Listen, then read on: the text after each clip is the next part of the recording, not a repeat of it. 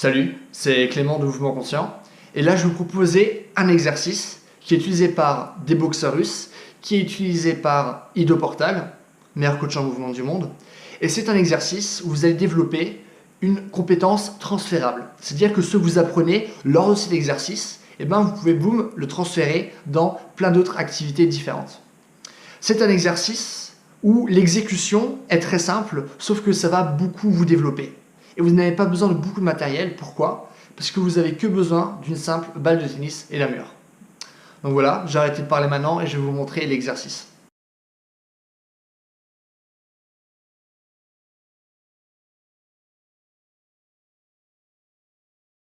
Alors finalement, qu'est-ce qui est si intéressant cet exercice? Parce qu'on voit, on se dit, en fait, lorsque j'étais jeune, je faisais exactement la même chose avec mes potes. On avait un mur, on avait un ballon et on s'amusait. Qu'est-ce qui est si intéressant cet exercice finalement?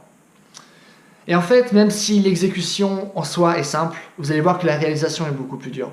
C'est-à-dire que maintenant, Ido Portal, lui, il fait plus de 400 répétitions d'affilée. Sauf que vous, si vous mettez à faire cet exercice, vous n'allez pas en faire plus que 5. À vrai dire, la plupart d'entre vous, vous n'allez même pas réussir à enchaîner plusieurs répétitions. Et moi, ce que j'avais vu cet exercice, je me suis dit, oh bah oui, c'est sympa, c'est simple, etc. Du coup, je suis allé dans ma chambre et j'ai essayé de faire cet exercice. Et j'ai vu en fait que j'étais une grosse merde et que c'est excessivement compliqué. Donc voilà, c'est beaucoup plus dur que ça en a l'air. Mais finalement, quels vont être les bénéfices qu'on va en tirer? Le premier bénéfice, c'est le travail de rythme et de distance. Pourquoi? Parce que de temps en temps, votre balle, elle va partir beaucoup plus rapidement et de temps en temps beaucoup plus lentement. Pourquoi? Parce que en fonction de l'emplacement où la balle aura été jetée et de la force que vous avez mis, bien sûr, la balle prendra plus ou moins de vitesse. Donc ça vous forcera à travailler avec le rythme, travailler lentement, travailler rapidement. Gérer les distances. Ah tiens, je sais que j'ai tapé fort, donc la balle va partir plus loin, je dois reculer très rapidement. Donc ça, c'est vraiment génial pour travailler le rythme. Les distances, mais aussi les placements. Savoir bien se placer. Et aussi, faire des prédictions. Se dire, tiens, vu que la balle est rapide, je sais qu'elle va partir là si je la tape comme ça. Du coup, boum, je me place déjà en avance.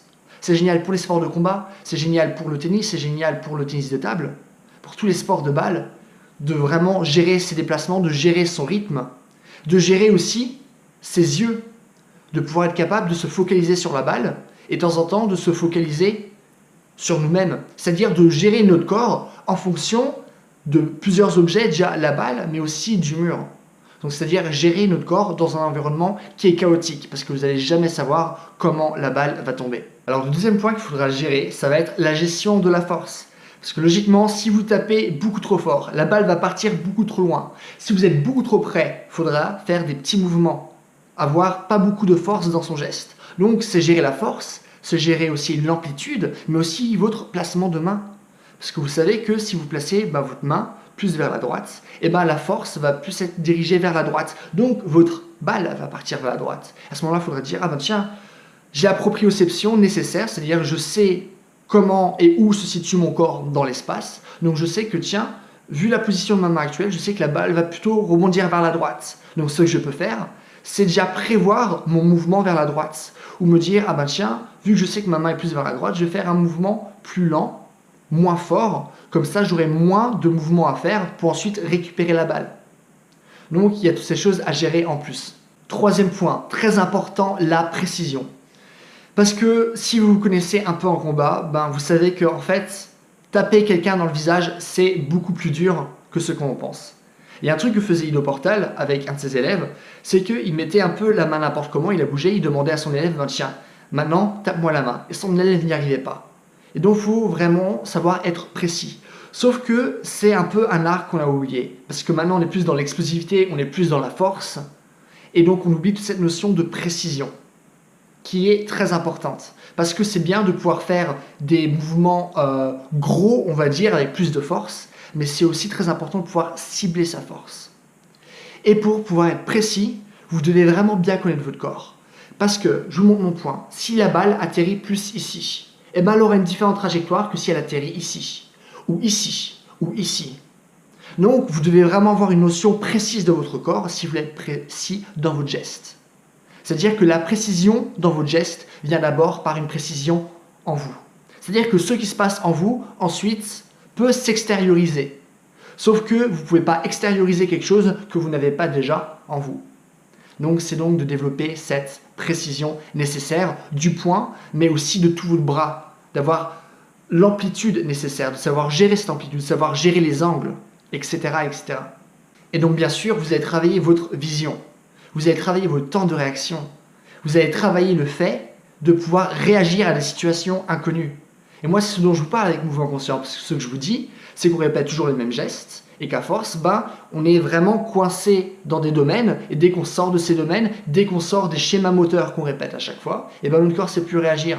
Donc là aussi, c'est un moyen de choquer votre corps, de surprendre votre corps. Donc voilà pour cet exercice, et surtout, le plus important, c'est que c'est un jeu. Vous allez vous amuser. Après, c'est pas pour autant qu'il faut le prendre à la légère. Lui dit, faut vraiment donner tout ce qu'on a, tout en étant détaché. C'est vraiment ça qui est intéressant avec le jeu. C'est qu'on fait les choses, on s'amuse, mais pourtant on est très sérieux en le faisant.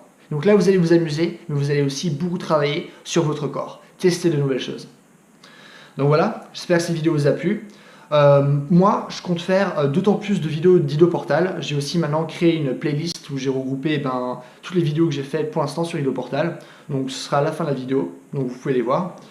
Et je pense que la semaine prochaine, je ferai encore une autre vidéo sur Idoportal. J'essaierai vraiment de faire un max de vidéos d'Idoportal, puisqu'il dit pas beaucoup de choses, c'est un peu éparpillé partout, c'est en anglais. Donc voilà, je sais la liaison qu'ont les Français avec l'anglais de manière générale. Donc voilà, je vais vraiment essayer de tout regrouper ça et pour que en France on puisse vraiment avoir un regroupement de toutes les informations sur Idoportal.